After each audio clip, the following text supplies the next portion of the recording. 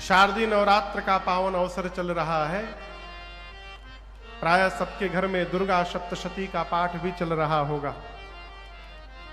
मेरे पूज्यपाद गुरुदेव भगवान कहते हैं, चित्रकूट सरकार, यहां पर मेरी सीता मैया ने जो स्तुति की है पार्वती मैया की, यदि कोई मनुष्य इन स्तुतियों का भी एक बार पाठ कर ले तो उसे उसी क्षण दुर्गा सप्तशती पाठ का संपूर्ण फल प्राप्त हो जाता है।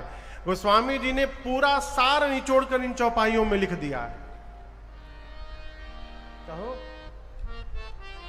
आइए ओबरा में बैठकर इन चौपाइयों को हम और आप भी गाते हैं। एक बार जिसको याद नहीं है वो सुनकर पीछे से दोहरा कर गाएगा, ठीक है।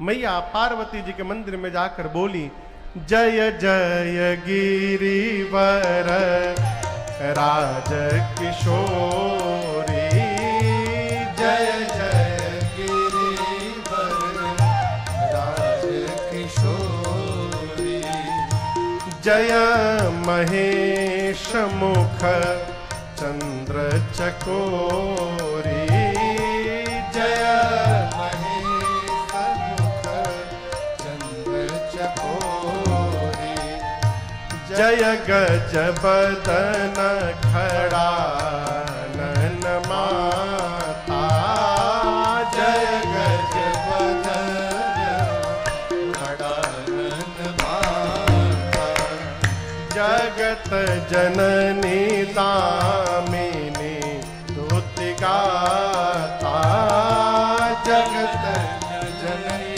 दामिनी स्तुति गाता, नहीं तव आदि मध्य अवसाना, नहीं तब आदि मध्य अवसाना, अमित प्रभाव वेद नहीं जाना, अमित प्रभाव वेद नहीं जाना, भव भव विभाव पराभव कारिणी, भव भव विभाव पराभव कारिणी, विश्व विमोहनी सब सविहारिणी, विश्व विमोहनी सब सविहारिणी, विश्व विमोहनी सब सविहारिणी।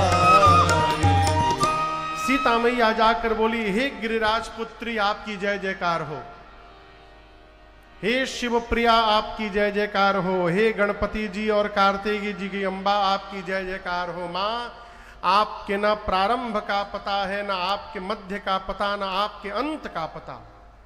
आपके अमित प्रभाव को शेष और सरस्वती भी नहीं जानते। माँ, आप ही जगत को वैभव प्रदान करने वाली हैं। माँ, संसार में यदि पातिव्रत धर्म में निपुण स्त्रियों की गणना की जाए तो हे मैया आपका स्थान प्रथम आता है।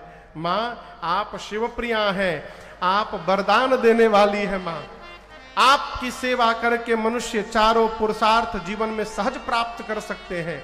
माँ, आप सबके अंतःकरण में रहती हैं, इसलिए सबके मन की बात आप ठीक से जानती हैं। माँ, आप मेरे भी अंतःकरण में हैं, इसलिए मेरे मन की बात जान रही हैं। आप जो जान रही हैं मैया, मैं बताऊंगी नहीं, उसको बिना बताए पूर्ण कर दीजिए मैया। इतना कह के सीता जी पांव में बैठ गई। असकहि चरण गहे बह देहि। ये प्रसंग कह रहा है कि मैं दोबारा फिर आपसे निवेदन करूं, बीच में एक दिन और मैंने निवेदन किया था। भगवान सब जानते हैं, भगवान सब जानते हैं। कौन नहीं जानता तो हम नहीं जानते हैं। हम ये नहीं जानते हैं कि सब जानते हैं, और जानते भी हैं तो मानते नहीं हैं। क्यों? जो मान लेगा कि भगवान सब जानते हैं, उस दिन से भगवान से मांगना समाप्त हो जाएगा। ये सब जानते हैं तो क्या मांगना। इस बात को समझिए, भगवान सब जानते हैं, हमको कब क्या चाहिए सब पता है। आप केवल शरणागत भाव में हो जाइए। आपको एक उदाहरण दे रहा हूं। 1 महीने का बच्चा अपने नहाता है कि उसकी मां नहलाती है? कहिए कहिए, मां। 10 साल का बच्चा, 15 साल का बच्चा अपने नहाता है कि मां नहलाती है? कहिए, अपने नहाता है। जब 1 महीने का बच्चा रहता है ना, तो बच्चा निश्चिंत रहता है। उसको कोई चिंता नहीं है कि हम नहाएंगे कि नहीं नहाएंगे। उसको मां नहलाती है, सब सामान निकाल कर देती है। लेकिन बच्चा जब बड़ा हो जाता है और अपने नहाने लगता है तो मां छोड़ देती है, अब तुम अपने कर सकते हो तो जाओ करो। भगवान के सामने बालक बन के रहिए, छोटा बच्चा बन के रहिए। बड़ा बच्चा तो मां से मांगता भी है, छोटा बच्चा मांगता नहीं है कुछ भी, इसलिए मांगता नहीं है तो मां उसका पूरा देखभाल करती है। उसी प्रकार जिस दिन भगवान से मांगना बंद हो जाएगा, हम भगवान के छोटे बालक बन जाएंगे और भगवान हमारी सारी व्यवस्था करने लगेंगे। आप करके देखिए एक बार, भगवान सब जानते हैं। कहो, हम लोग एक भजन गाते हैं,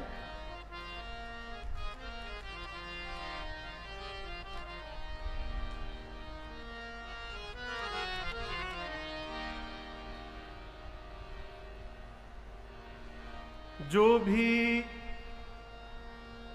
भला बुरा है, कौन जानता है? मेरे राम जानते हैं, जो भी भला बुरा है, मेरे राम जानते हैं, जो भी भला बुरा है, मेरे राम जानते हैं, जो भी भला बुरा है, मेरे राम जानते हैं। और बंदे के दिल में क्या है, बंदे के दिल में क्या है, श्री राम जानते हैं, बंदे के दिल में क्या है, श्री राम जानते हैं, जो भी भला बुरा है, मेरे राम जानते हैं।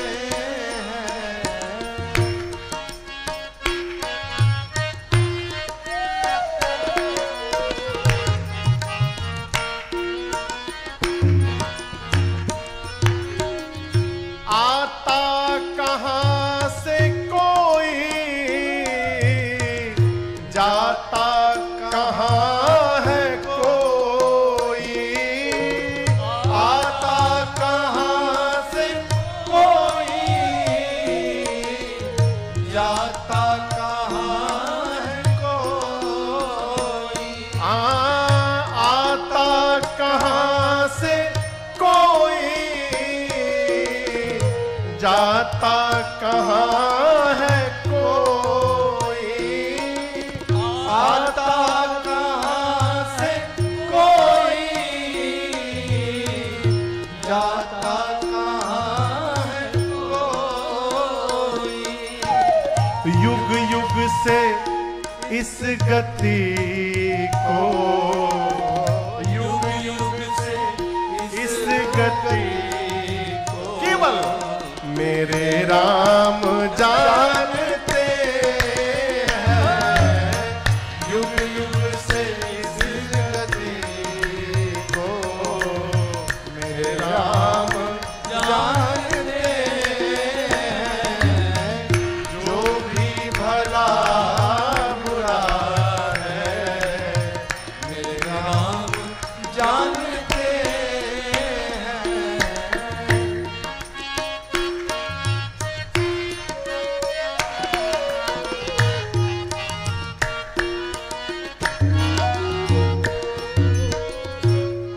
किस्मत के नाम को तो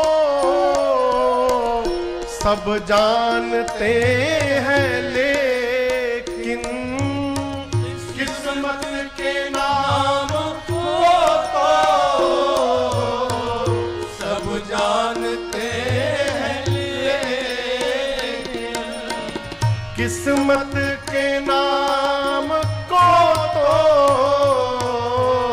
सब जानते हैं, लेकिन किस्मत के नाम को तो सब जानते हैं, लेकिन किस्मत में क्या लिखा है, किस्मत में क्या लिखा है, ये बात मेरे राम जानते हैं। किस्मत में क्या लिखा है, मेरे राम जानते हैं। जो भी भला बुरा है, मेरे राम जानते हैं, मेरे राम जानते हैं, मेरे राम जानते हैं। किस्मत में क्या लिखा है, मेरे राम जानते हैं। मांगने से बचा जाए। हमारे एक चाचा है, कहते हैं बाबू जो जीवन में कभी दिया नहीं हो, कभी मांग भी नहीं सकता है।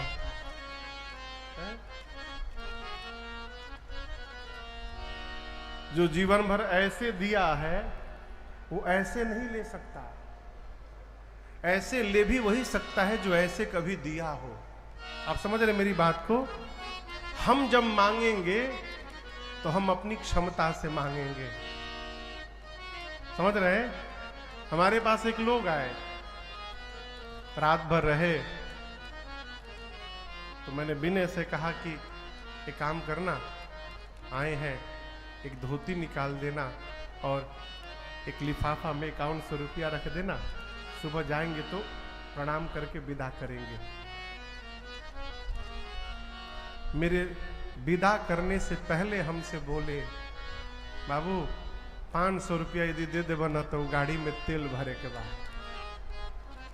अब मैं सुना जी जी, तो जो दिया ऊपर से तेल का भी दिया। फिर मैं सोचने लगा, इनको विश्वास नहीं था कि हम देंगे, इसलिए देने के पहले मांग लिए। हम बैठे हैं 5000 देने के लिए, वो मांग रहे 500 रुपया। यही हमारी आपकी गति है। हम जब मांगेंगे, हम अपनी क्षमता से मांगेंगे। भगवान जब देंगे माई बाप, तो वो अपनी क्षमता से हमको प्रदान करेंगे, और उनकी क्षमता का कोई आकलन नहीं है, कोई आकलन नहीं है। इसलिए भगवान से मांगने से बचा जाए। कहिए एक ही चौपाई याद करिए जो नित्य हम लोग गाते हैं मंगलाचरण में। जेहि विधि नाथ होई हित मोरा, करहु सो बेगी दास मैं तोरा। एक ही वाक्य कहिए, प्रभु आपको जिसमें हमारा हित दिखाई पड़े आप करिए। भगवान से ये कदापि ना कहिए कि लड़िकवा के 95% आ जाए, ना ना ये ना कहिए। कहिए प्रभु जिसमें उसका हित दिखाई पड़े उतना करिए नाथ। यदि आपको 60% में हित दिखाई दे रहा है, हमको नहीं चाहिए 95%, आप 60% भी करिएगा जिसमें हित दिखाई पड़े। तो हम डॉक्टर बनना चाहते थे, परीक्षा भी दिए, थोड़ा नंबर से रह गया, हमको जो बायोलॉजी हमारे जो गुरु जी पढ़ाए हैं, वो जी MS सिंह सर कलकत्ता में, गाजीपुर के हैं। तो कलकत्ता में जब मैं कथा गाता हूं तो वो आते हैं, 9 दिन बड़े अनुष्ठानिक रूप से कथा सुनते हैं, दोनों लोग, गुरु माँ भी और सर भी। एक बार कथा के बाद आए तो बोले, बाबू घर आइएगा। बोले क्यों नहीं आएंगे सर? तो बड़े भैया के साथ में उनके घर गया। मैं बैठा, सर तिलक किए, माला पहनाए, हमको अच्छा नहीं लग रहा था, मेरे गुरु जी हैं वो। बोले आज हम जो कर रहे हैं हमको करने दीजिए, बोलिएगा नहीं कुछ आप। फिर बैठ गए और बोले, बाबू मैं आपको डॉक्टर बनाना चाहता था, लेकिन आप नहीं बने तो बहुत अच्छा हो गया है।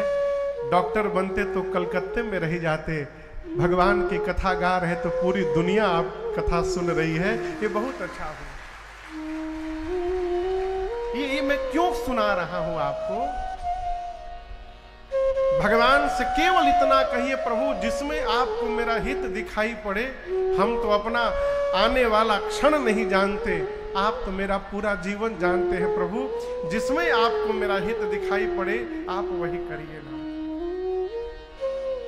जेहि विधि नाथ होई हित मोरा, करहु सो बेगी दास मैं तोरा। प्रभु जिसमें हित दिखाई पड़े वो करिए। मेरी किशोरी मैया कहती है पार्वती जी से, मां आप मेरे मन के मनोरथ को ठीक से जानती हैं, इसलिए मैं कहूंगी नहीं, आप जो जानती हैं मैया उसको पूरा करिए। पांव पकड़ के सीता मैया पार्वती जी के चरणों में बैठ गई। और आप दर्शन करिए, गोस्वामी जी कहते हैं विनय प्रेम बस भई भवानी। सीता मैया के इस विनय पुकार को सुनकर मां पार्वती की मूर्ति मुस्कुराने लगी। अब कई लोग कहेंगे महाराज मूर्ति भी मुस्कुराती है? देखना कौन चाहता है हो? देखना कौन चाहता है? लोग तो मंदिरों में जाके बस जैसे अपन सुना दे, बस प्रभु ये करिए वो करिए वो करिए। अरे कभी एक क्षण निहारिए भी ना, आज भगवान कैसा कपड़ा पहने हैं, कैसा तिलक लगाए हैं, कैसे कैसे आभूषण लगाए हैं, ये देखिएगा तब दिखाई पड़ेगा। भगवान मुस्कुराते हैं, उसी को दिखता है जो भगवान को मुस्कुराता हुआ देखना चाहता है। सबको नहीं दिखते, सबको नहीं दिखते हो। पार्वती मैया की मूर्ति मुस्कुराई और पूजन के समय सीता मैया ने जो गले में माला पहनाया था वो माला खिसक गई। खसी माल मूर्ति मुस्कानी,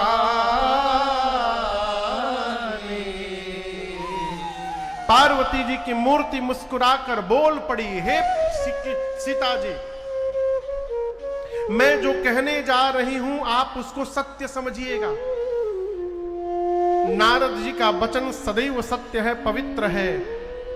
सीता जी मैं कह रही हूं आपको वही वर प्राप्त होने वाले हैं जो आपके मन में रचे बसे हैं, वही आपको प्राप्त होगा, मैं कह रही हूं। सीता मैया ने कहा हाथ जोड़कर, मां थोड़ा और थोड़ा स्पष्ट करके बता दीजिएगा तो बड़ी कृपा होगी। तो पार्वती जी ने और स्पष्ट किया, मनुजाहि राचे मिली सो बर सहज सुंदर सांवरो करुणा निधान सुजान शील स्नेह जानत रावरो। एहि भांति गौरी असीस सुनी, एहि